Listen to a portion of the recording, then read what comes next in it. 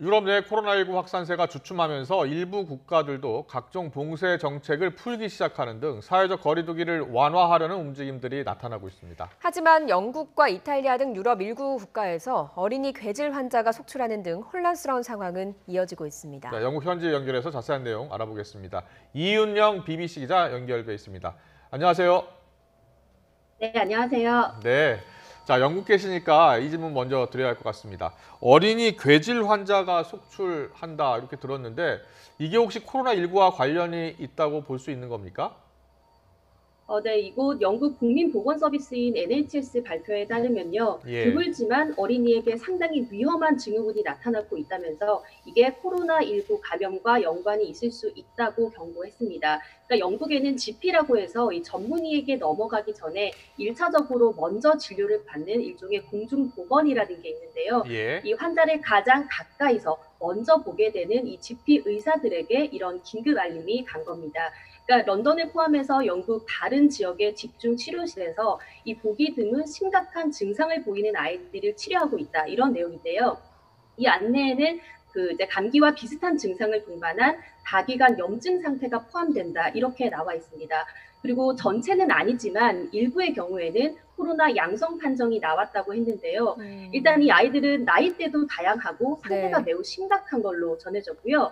보건당국은 비록 케이스가 많진 않을 것으로 보이지만 실제로 얼마나 많은 아이들이 이런 반응을 경험했는지는 아직 명확하지 않다고 전했습니다. 예.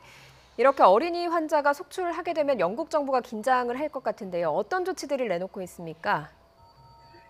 네, 일단 영국 보건장관은 이번 사안과 관련해서 정부가 상당히 우려하고 있고 또 전문가들이 이 드문 증상을 유심히 살펴보고 있다 이렇게 밝혔는데요. 근데 실제로 이런 보고를 받은 게 최근 며칠 사이 일이기 때문에 현재는 보다 정확한 분석을 위해서 전문가들에게 의뢰를 한 상태입니다. 다만 보건당국은 현재까지 영국 내에서 이 20건 미만의 사례가 나왔기 때문에 조사는 계속 진행하겠지만 아직까지 코로나와의 명확한 연결고리가 나온 건 아니라고 전했고요.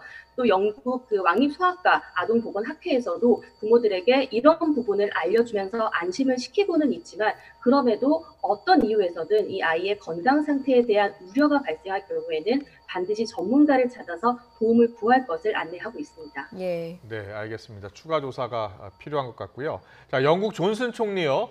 자, 이 퇴원 후에 이제 봉쇄를 푸는 게 시기상조다 이런 언급을 했어요. 지금 런던의 봉쇄 수위는 어느 정도입니까? 이곳 현지 시간으로 그러니까 지난 27일 월요일에 이제 존슨 총리가 업무에 처음 복귀하면서 그렇게 언급을 했는데요. 네. 때문에 현재까지도 봉쇄 조치는 계속해서 같은 수준으로 이어지고 있습니다. 네. 그러니까 여전히 마트나 약국 이런 필수 영업장을 제외하고는 일반적인 가게 영업은 중단이 된 상태고요. 그러니까 사람들 같은 경우에도 마트에 뭐 장을 보러 간다든지 이런 필요한 상황이 아니면 외출도 자제를 해야 되고 또 필수 인력을 제외하고는 대부분의 기업들도 계속해서 재택근무를 이어가고 있는 상황입니다. 예. 근데 다만 이 봉쇄 상황 자체가 상당히 길어지다 보니까 일부 이제 음식점들은 배달이나 포장 판매만을 전제로 해서 영업을 조금씩 하는 경우도 있기는 한데요. 예. 하지만 이 봉쇄 조치 자체는 여전히 같은 수준으로 이어지고 있다고 보시면 될 것 같습니다. 예. 네, 미국은 연방정부 차원에서 사회적 거리두기 지침을 종료했습니다. 미국 내에서는 봉쇄 반대 움직임이 있었다고 하거든요. 영국 국민들은 어떻습니까? 네, 사실 영국이 지금 봉쇄 조치를 한 게 벌써 한 달이 지났거든요. 예. 때문에 아무래도 길어지는 봉쇄 상황에 대한 피로감을 호소하는 사람들이 있는 건 사실입니다. 네. 그러니까 일부 현지 언론들도 슬슬 이 경제 악화라든지 이런 부분에 대한 우려점을 언급하면서 유럽 다른 나라들의 봉쇄 완화 소식과 함께 영국도 락다운 조치의 출구 전략을 마련해야 된다 이런 보도를 이제 내놨는데요. 그러니까 이런 분위기 때문인지 그동안 봉쇄 완화에 대해서 상당히 강경했던 이 총리조차도 바로 어제 가진 코로나 기자회견에서 영국도 다음 주에는 경제 활동을 포함해서 학교 개학이라든지 또 직장인들의 통근 지원 이런 걸 어떻게 재개할지 포괄적인 계획안을 마련할 것이라고 밝혔습니다.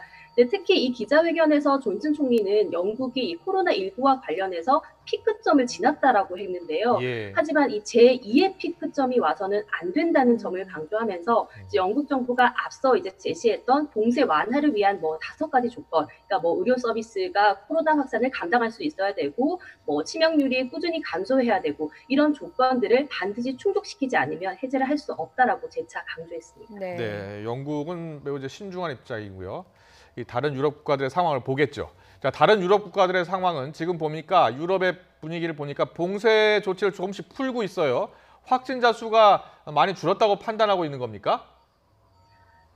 사실 유럽 같은 경우에 일찍이 코로나 제2의 진원지로 지목이 됐을 만큼 상황이 정말 심각했는데요. 네. 그때에 비하면 현재는 확산세가 확실히 주춤해진 건 맞습니다. 네. 이제 물론 이탈리아나 스페인 등에서 계속해서 하루 2,000명 정도의 추가 확진자가 나오고는 있지만 이제 제일 심각했을 당시에는 하루에 10,000명 정도의 확진자가 나왔으니까 그때와 비교하면 확산세는 확실히 둔화한 모습입니다. 예. 그러니까 때문에 프랑스와 스위스를 포함한 여러 이제 유럽 국가들이 뭐 봉쇄 조치 그리고 규제 이런 걸 좀 어느 정도 완화하려고 준비를 하고 있는데요. 다만 이 규제를 완화했을 경우에 코로나가 다시 확산할 수 있다는 우려는 분명히 있기 때문에 마스크 권고라든지 또 사회적 거리두기라든지 이런 추가적인 부분을 계속해서 강조하고 있는 상황입니다. 예. 네. 지금 유럽 중앙은행 총재가 코로나19 영향으로 올해 유로존 19개국의 경제가 최대 12%까지 역성장할 수 있다 이런 전망이 나왔습니다. 유럽 전체가 경제적 위기로 보이는데 현지에서 보기에는 어떻습니까? 이곳 현지에서도 경제에 대한 우려, 위기감 이런 분위기는 일찍부터 조성이 돼 있었는데요. 역사상 유례 없는 수준으로 경기가 위축되고 있다 이런 얘기 속에 코로나 확산을 막기 위한 조치 그리고 경제 활동을 재개하는 이 사이에서 당국의 고민이 깊어지는 것도 사실입니다. 그러니까 이미 현지 언론에서는 적어도 한 3, 4주 전부터는 경제 위기 우려에 대한 보도들이 상당히 많이 나오기 시작했고요. 이제 여러 경제 전문가들의 분석을 인용하면서 상당히 좀 도전적인 상황이기 때문에 유럽이 전체적으로 공동 대책을 마련해야 된다. 그리고 봉쇄 조치에 처음 들어간 이탈리아는 물론이고 다른 유럽의 경제존들도 비슷한 수준으로 타격을 받았다. 이런 이제 자세한 분석 기사들이 나오고 있고요. 사람들 같은 경우에도 이제 봉쇄 조치가 계속 이어지다 보니까 문을 닫은 상점들 그리고 실질적으로 일자리에 위협을 받고 있는 사람들 이런 부분들을 통해서 직접적으로 경제 위기를 이미 체감을 하고 있는 상황입니다. 네.